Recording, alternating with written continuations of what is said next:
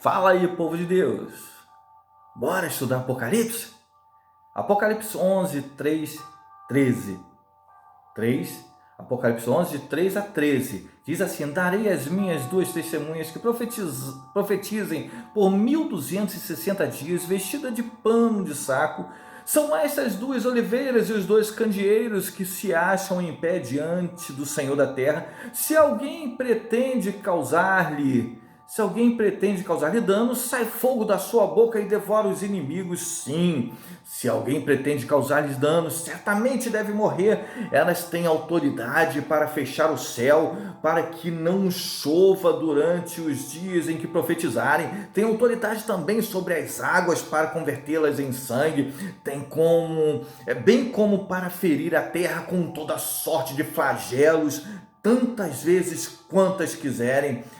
Quando tiverem então concluído o testemunho que devem dar, a besta que surge do abismo pelejará contra elas e as vencerá e matará, e o seu cadáver ficará estirado na praça da grande cidade que espiritualmente se chama Sodoma e Egito, onde também o Senhor foi crucificado. Então, muitos dentre os povos, tribos, línguas e nações contemplam os cadáveres das duas testemunhas por 3 dias e meio e não permitem que esses cadáveres sejam sepultados. Os que habitam sobre a terra se alegram por causa deles, realizarão festas e enviarão presente uns aos outros, porquanto esses dois profetas atormentaram os que moram sobre a terra. Mas depois dos 3 dias e meio, um espírito de vida, vindo da parte de Deus, neles penetrou, e eles ergueram sobre os pés, e aqueles que os viram sobreveio grande temor. E as duas testemunhas ouviram grande voz vinda dos céus, dizendo-lhes: subi para aqui. E subiram ao céu numa nuvem, e os seus inimigos as contemplaram. Naquela hora houve grande terremoto, e ruiu a 10ª parte da cidade, e morreram nesse terremoto 7.000 pessoas, ao passo que as outras ficaram sobremodo aterrorizadas e deram glória a Deus nos céus. Meu Deus, que polêmico isso! Quem são essas duas testemunhas com tanto poder, com tanta autoridade? Quem são? No final, deixa aí sua opinião. Quem é para você? Eu vou te ajudar. Eu vou dar aqui algumas opiniões teológicas. Na teologia tradicional, eles falam, isso é bem antigo, que essas duas testemunhas que profetizam, que lançam fogo, que faz parar de chover, elas são Elias e Enoque. Isso, Elias e Enoque. Por que eles pensam isso? Bem, porque esses dois homens, eles foram os únicos a estarem com Deus, arrebatados, sem passar pela morte. Então, esses teólogos, eles afirmam que esses dois homens foram guardados, reservados para esse dia, para essa missão do finais dos tempos. E que dessa forma, eles passariam pela morte. Por isso que eles foram sacados. Essa é a primeira visão teológica tradicional. Elias e Enoque. Existe uma outra visão que substitui só um aí, Elias permanece, mas agora não é mais Enoque, agora é Moisés. A diferença é essa, substituído, sai Enoque e entra Moisés. Mas por que eles pensam isso? Bem, porque essas duas testemunhas possuem características muito similares com os dois. Lembram aqueles dias que eles andavam sobre a terra.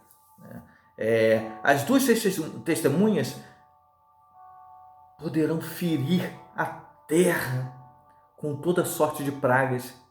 O que você lembra? Moisés, Moisés no Egito, lembra disso?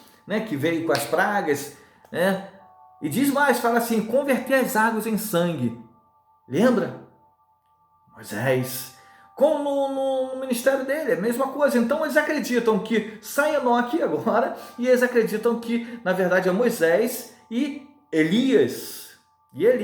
Mas por que Elias? Bem, elas também terão poder para fechar o céu, para que não chova. Lembra disso? Assim como foi nos dias de Elias, assim como foi com Elias, né? Então, agora ele faz essa substituição, né?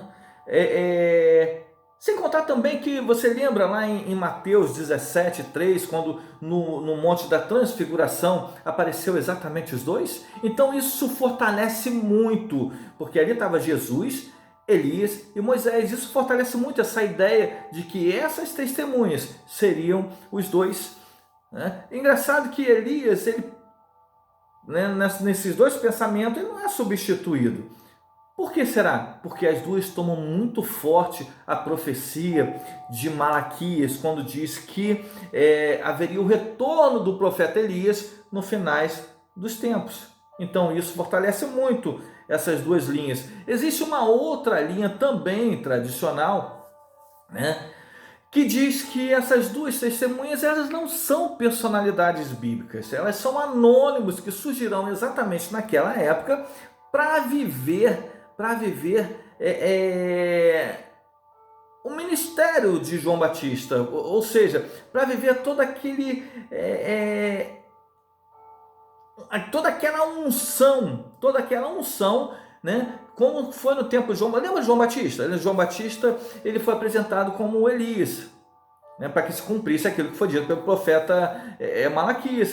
Jesus apresentou ele como Elias. Na verdade, ele não era o Elias, era uma forma figurada que Jesus usava para dizer que ele andava na unção e no poder de Elias. E essas testemunhas, elas andarão, segundo essa ideia, né, que serão cristãos desconhecidos, anônimos. Essas duas testemunhas, elas andarão no poder e autoridade, no espírito de Elias e Moisés. Ou seja, a mesma unção que estava sobre Elias, sobre Moisés, estará sobre duas pessoas que viverá exatamente esse período da grande tribulação. Amém? Primeiro, Elias, Enoque, Elias, Moisés, e agora dois desconhecidos. Vai escolhendo aí, sabe? Você vê que há muitos pensamentos de estudiosos diferentes. Você é livre para tomar a sua interpretação. Até porque eu vou falar de mais duas interpretações que elas são mais atuais, que é da teologia reformada, né? Quais são essas duas?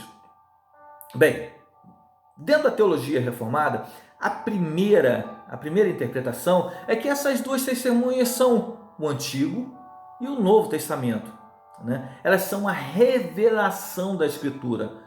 Ela vem para que seja revelado aquilo que foi escrito desde o início até o fim. Desde o Antigo Testamento, né? Tudo aquilo que foi escrito no Antigo Testamento, as profecias que se cumpriram em Jesus e que está se cumprindo até o juízo final. Então, elas representam, né, a Escritura Sagrada, Antigo e Novo Testamento. Amém? Essa é a primeira ideia, né, da teologia reformada. A segunda, né, e mais aceita dentro os teólogos reformados, diz que as duas testemunhas, elas não são as Escrituras. Ela, na verdade, é o símbolo da verdadeira igreja de Cristo, a vitoriosa, né? Ela é o símbolo da igreja militante, ou seja, aquela que atua pelo longo do tempo. Lembra que eu falei no início, né, que era do início, ou seja, da ascensão do Senhor até a sua volta. Então, essas duas testemunhas, elas são a igreja vitoriosa nessa segunda interpretação, né, da teologia reformada. Amém? Legal? Qual é a sua opinião dentro disso tudo? Quem são as duas testemunhas do Apocalipse realmente? Quem são para você? Né? Olha, na verdade não tem como você expressar com exatidão quem é, porque a própria Bíblia, ela não identifica as testemunhas explicitamente, ela mostra traços que são simbólicos. Então é normal que haja divergência de interpretação, sabe? O que não pode é alterar a mensagem central, que é a vinda do Senhor Jesus. Isso não pode ser alterado, nem as revelações espirituais baseado dentro das Escrituras. Você pode ter todas as interpretações baseadas nas Escrituras. Isso não vai alterar na sua salvação. Amém? Seja livre para pensar e tomar, né? Pega um pouquinho de uma, de outra e tenta entender, tenta pensar. Até porque Jesus provocava pensamentos, lembra disso? É maravilhoso ver que Jesus ele provocava pensamentos no povo quando ele falava por parábolas. Então eu vejo que essas duas testemunhas parece que ainda provoca muitos pensamentos. Quem é para você? Eu vou falar para você quem é para mim, a minha opinião. Você pode discordar, é livre para isso. Amém? Coloca aí embaixo no final. Não deixa de colocar aí embaixo a sua opinião, não deixe de fazer a sua inscrição. Amém? E dar o seu like aí. Vamos lá. A minha opinião. Na minha opinião, a melhor hipótese é aquela que diz, claro, né? Você deve ter visto a minha empolgação, que é a verdadeira igreja do Senhor. Por quê? Porque todo o livro do Apocalipse ele é baseado em simbologia, ele é rico em simbologia. Isso eu falava desde o início dos nossos estudos, né? A gente não pode interpretar Apocalipse de uma forma literal em todos os momentos, ou até muito, 99% você vai ver que são simbólicos. Há um padrão simbólico que permeia todo o livro de Apocalipse. Principalmente no que se trata da igreja, porque você vai ver, né, todo o tempo a igreja aparece em Apocalipse, em todo o tempo, desde o início. Lembra dos 7 candeeiros? Era a igreja. Lembra dos reis e sacerdotes? Era a igreja. Os 144 mil que nós vimos aqui? Era a igreja. A multidão incontável? Era a igreja. Né? Os 24 anciãos, lembra disso? 12 e tal? Era a igreja. Então, todo momento a igreja está aparecendo nesse livro de forma simbólica. E agora ela aparece sobre as duas testemunhas. Pastor, mas peraí. Tudo bem, né? 24 anciãos, 12, né? Antigo Testamento, são 12 tribos de Israel, 12 apóstolos, né? Os 144 mil, aquela conta que o Senhor fez e tal. Mas duas testemunhas? Por que duas? Calma, eu explico. Elas não são testemunhas, né? A Bíblia ela fala sempre, você vai ver N vezes que fala sobre você firmar testemunhas com mais de um, com 2 até 3, né? Para que seja firmado. E elas são testemunhas. Lá em Mateus 18, quando Jesus ele fala sobre haver divergência entre irmãos, ele manda que você pegue uma outra pessoa para que faça testemunho. Vamos ler lá, Mateus 18, vamos ler só os 16. Mateus 18, 16. Diz assim: se porém não te ouvir, toma ainda contigo uma ou duas pessoas, para que, pelo depoimento de 2 ou 3 testemunhas, toda palavra se estabeleça. Ou seja, a palavra dos céus tem que ser estabelecida pelas duas testemunhas. Sabe, essas duas testemunhas, ela vem para que seja estabelecida a palavra. Ela é a igreja do Senhor, é responsabilidade da igreja estabelecer e dar testemunho de Cristo na terra. Por isso eu creio que é a igreja do Senhor, sim, né? E eu vejo uma preocupação muito grande com aqueles irmãozinhos das primeiras igrejas. Eles sofreram muito, e nós vemos ali, essa igreja, ela sofre perseguição, ou seja, essas duas testemunhas, elas têm autoridades, elas profetizam, os céus são cerrados, não há chuva, a praga vem e tudo. A igreja primitiva tinha muito poder, muita autoridade no espírito, mas também era muito perseguida, assim como as duas testemunhas, muito perseguida. As duas testemunhas, a Bíblia diz, Apocalipse diz que elas seriam mortas e seriam colocadas em praça pública para que todos vissem e festejassem até a morte delas. porque era uma igreja que as duas testemunhas, elas apontavam o pecado para que houvesse conversões, para que voltassem para Jesus. Isso incomodava os pecadores que não queriam se arrepender. Então, diz que as duas testemunhas, quando morressem, haveria grande festa. Sabe, a igreja primitiva, ela pregava exatamente isso, tinha poder e tinha autoridade, mas Roma oprimiu demais. Lembra a história, né, que eu contei, né, dos selos e tudo? Roma aprisionava as igrejas, né? Eles tinham que abandonar o cristianismo. Chegou um tempo onde que os cristãos eram mortos e colocados em praça pública, em poste, pegando fogo, e as pessoas viam, ficavam felizes com aquilo, porque aqueles que atormentavam estavam morrendo. Olha que triste. Mas aquela igreja tinha que saber que iria valer a pena. Por isso, o Senhor revela àquela igreja que essas duas testemunhas, chegaria o tempo que seriam ressurretas, que é o tempo que está chegando da igreja. Haveria o tempo onde que pensaram que tinham matado a igreja, mas ninguém pode até matar o corpo físico, mas o espírito não.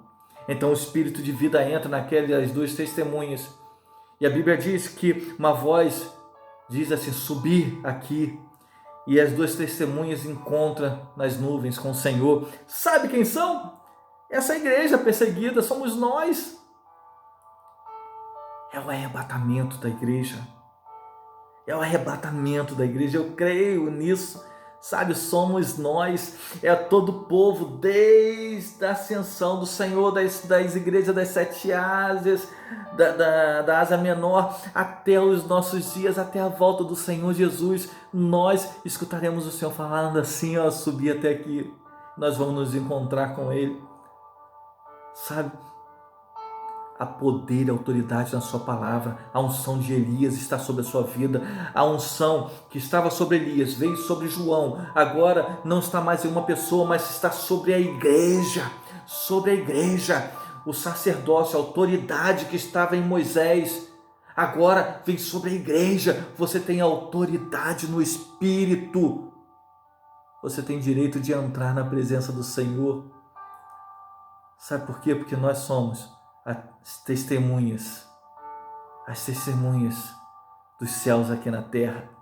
Somos nós, a igreja do Senhor, eu e você. Sabe por quê? Porque no dia que Ele chamar a igreja para subir, nós subiremos junto. Por quê? Porque estamos juntos, porque somos um.